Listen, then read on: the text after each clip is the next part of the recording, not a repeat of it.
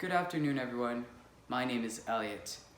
Looking back at our first election in 1788, only 43,782 voice ballots were cast. To get to today, the right of voting had to go through significant changes. Over time, as the United States grew and new states were added, the demands of the populace for voting inclusion increased. In our documentary, our group will discuss the history of voting rights and how it has changed over time in the US. First, I will discuss how voting rights were limited to only white males in the first 50 years of the United States. When Washington was elected in 1789, only 6% of the US population could vote. Initially, few people were allowed to vote, but as the nation grew, voting rights expanded. Today, I will talk to you about the people that were allowed to vote in the early days of the United States and how the US Constitution enabled citizens to vote. Then, how the early states gave voting rights to only white landowning males, and how voting rights were expanded to include all white males. According to Article 1, Section 2, Clause 1, the US Constitution grants citizens the right to vote for electors who will choose candidates as representatives in Congress, as well as the president and vice president. The founders provided the right to vote for electors by citizens rather than a direct popular vote because they didn't trust you and me to make a smart choice in choosing the right leader. Even though the Constitution guarantees people the right to vote, it didn't state the qualifications. The states passed their own qualifications, with only white landowning males over the age of 21 eligible to vote. Qualifications for voting varied among states. So for example, to vote in Ohio, there was a 50-acre property requirement. There were some exemptions according to Liberty, Equality, Power, a history of the American people. Most states in the time prohibited Black people from voting in elections. But some states, like New York or North Carolina, allowed free Black men with property to vote. Women were also prohibited from voting and participating in elections, except for a loophole within New Jersey that allowed land-owning widows to vote. I will talk about how states expanded the right to vote to all white males. As the United States grew in size and population, more and more people demanded the right to vote. For example, according to Liberty, Equality, Power, a history of the American people, this became particularly troublesome after the War of 1812, when a large proportion of veterans could not vote. Many people petitioned and argued that voting qualifications violated the principle of equal political rights. New states, like Kentucky in 1792, did not keep the landowning requirements.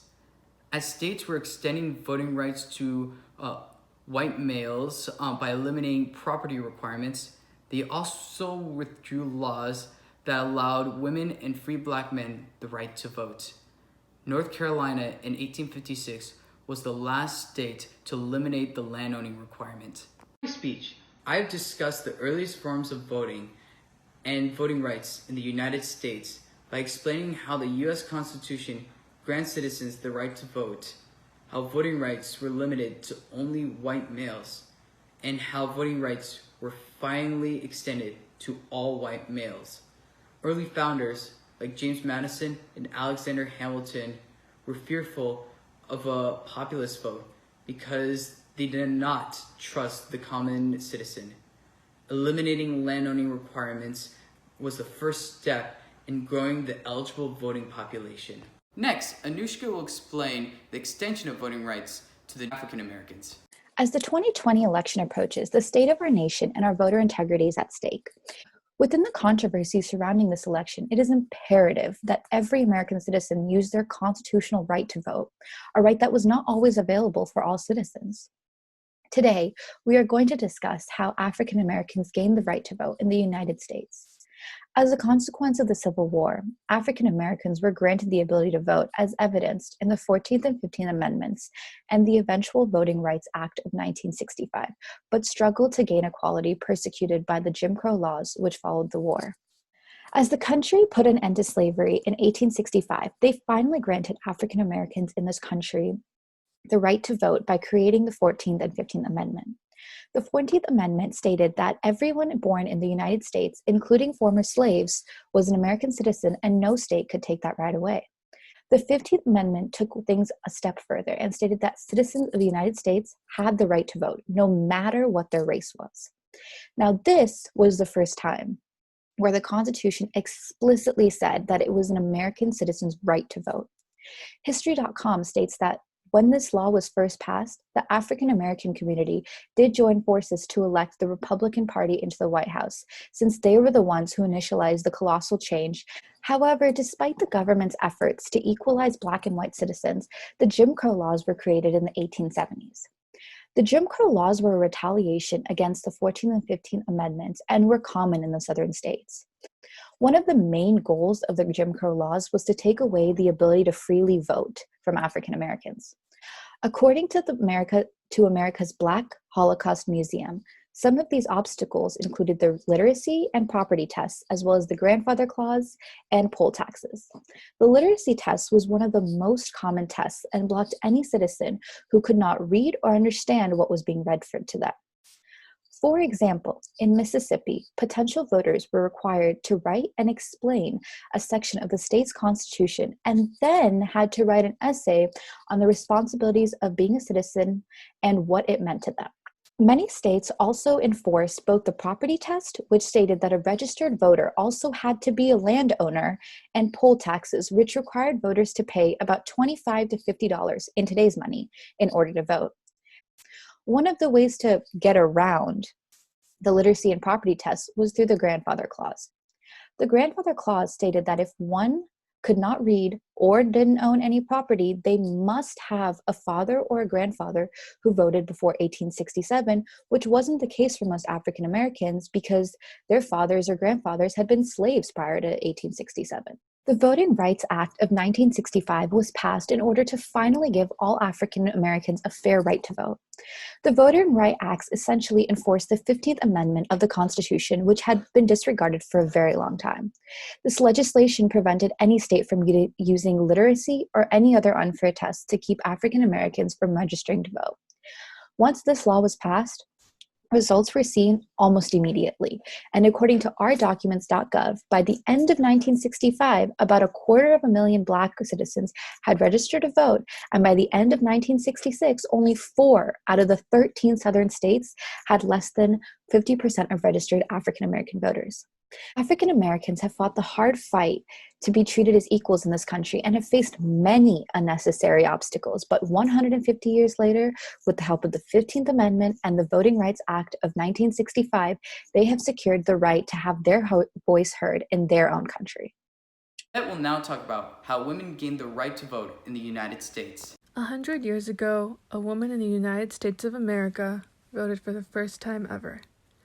Thanks to her and the strong wit of several other women, we are now celebrating 100 years of the 19th Amendment.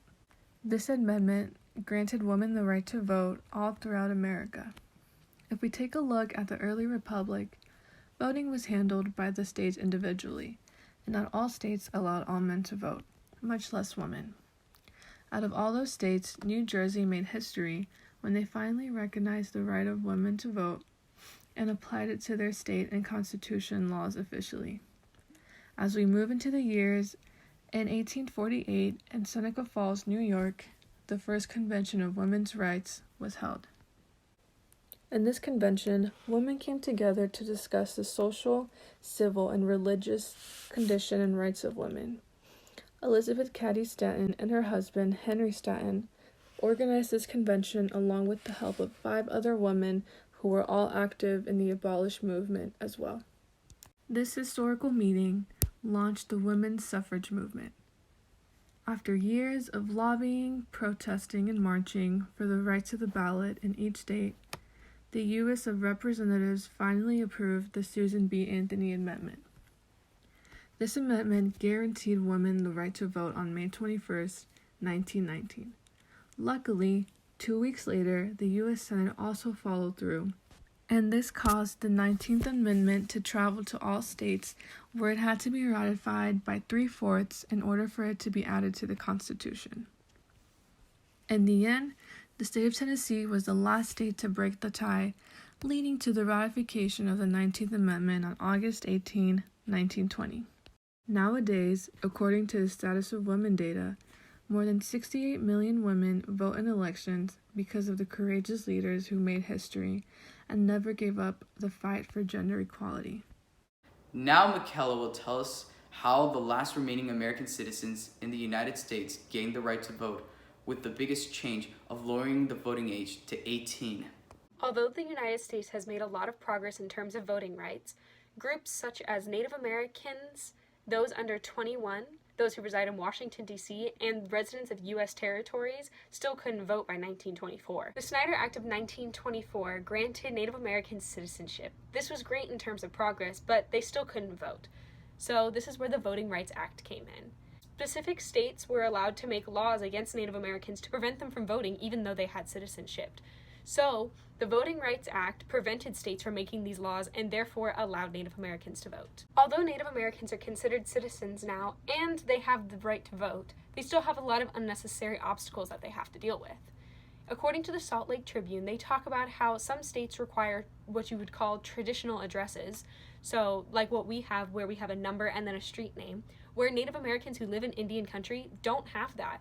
They're just completely separate from society in a way, and most of the time they actually have to mail things to people that they know, such as friends or family. Because this is a law that some states can put into place, this actually prevents some Native Americans from voting, even though they have the right to. Other people who reside in the United States who also do not have the same voting rights as the rest of us are citizens of Washington, D.C. They are allowed to vote in presidential elections, but that was only until the 23rd Amendment was created. Many of Washington, D.C.'s residents were African American, and therefore they didn't have a voice in Congress. Even though they're allowed to vote for president now, the residents of Washington, D.C. still cannot have a voice because they don't have a member of Senate or in the House of Representatives. During the Vietnam War, many people started protesting because it made no sense that people could go to war at 18, but they still couldn't vote until 21. The 26th Amendment changed the voting age from 21 to 18 because of all these protests. Those who reside in U.S. territories such as Puerto Rico, Guam, and even the Virgin Islands are considered U.S. citizens because those are U.S. territories. But they still aren't allowed to vote, even though they are governed by the United States. These four groups of people have been affected by voting rights extremely recently, and there's still a lot of change that the United States needs to do. So it's very interesting to look at how recently all these events have occurred. In our documentary, my group discussed the history of voting rights and how it has changed over time. As we look back at the first election, where only 6% of the population could vote, we see now today that over 75% of the US population is eligible to vote. And finally, if you meet the voting qualifications, go vote. Thank you.